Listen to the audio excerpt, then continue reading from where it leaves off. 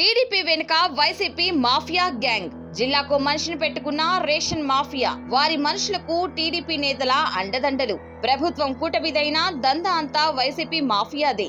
ఏపీలో రేషన్ బియ్యాన్ని అత్యంత దర్జాగా కాకినాడ రేవుల్లోంచి విదేశాలకు తరలించేవారు. దీని వెనుక ఉన్నది ద్వారంపూడి చంద్రశేఖర్ రెడ్డి అనేది జనసేన అధినేత పవన్ కళ్యాణ్ ఆరోపణ. మీరు కూర్చోబెట్టి స్మగ్లింగ్ చేయడానికి.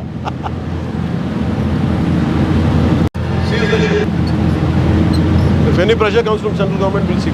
సీజ్ ద షిప్ అని ఆనాడు ఓ ఫేమస్ డైలాగ్ వదిలారు. ద్వారంపూడి సంగతి తేల్చేస్తారు పవన్ కళ్యాణ్ అనుకున్నారు. బట్ ఇప్పటికీ వైసీపీలో ఎలాంటి దందా ఉందో అదే ఇప్పుడు నడుస్తుంది. రేషన్ మాఫియా ఆగడాలు ఆంధ్రప్రదేశ్ లో అలాగే కొనసాగుతున్నాయి. ఇందుకు సాక్ష్యం ఎంపీ కేసినేని చిన్నిపై కొలికపూడి చేసిన ఆరోపణలే. ద్వారంపూడి చంద్రశేఖర్ రెడ్డి ప్రతి జిల్లాలో తన మనుషులను పెట్టుకున్నారట. అలాగే కృష్ణా జిల్లాలో కూడా. ఈ కృష్ణా జిల్లాకు వచ్చేసరికి కొడాలి నాని రేషన్ మాఫియాను నడిపేవారు.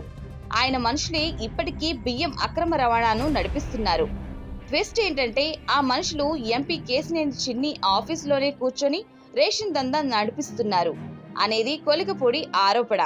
అంటే వైసీపీ ఒక మాఫియాను నడుపుతుందని ఆరోపించిన టీడీపీనే ఇప్పుడు అదే వైసీపీ మాఫియాను ఇంకాస్త పెంచి పోషిస్తోంది. మొన్న మధ్య నెల్లూరు జిల్లాలో రేషన్ మాఫియాపై కోటంరెడ్డి శ్రీనివాసులు రెడ్డి కూడా భారీ ఆరోపణలు చేశారు. ఓవరాల్ గా ప్రకాశం, నెల్లూరు, చిత్తూరు జిల్లాల్లో ఈ రేషన్ మాఫియా అదే నెట్వర్క్ తో పనిచేస్తుంది. కొలికపూడి ఆరోపణలను టీడీపీ సోషల్ మీడియా కొంతవరకు సపోర్ట్ చేస్తుంది. గతంలో ఎవరైతే మాఫియాను నడిపారో ఇప్పుడు వాళ్లే నడిపిస్తున్నారని, తాము ఎవరిని టార్గెట్ చేయాలని మదన పడిపోతున్నారు.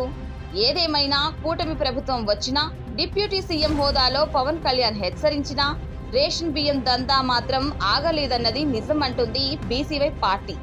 ప్రతి జిల్లాలో రేషన్ మాఫియా వెనుక ఉన్న వాళ్లపై చర్యలు తీసుకోవాలని డిమాండ్ చేస్తున్నారు బీసీవై పార్టీ అధినేత బోడే రామచంద్ర యాదవ్.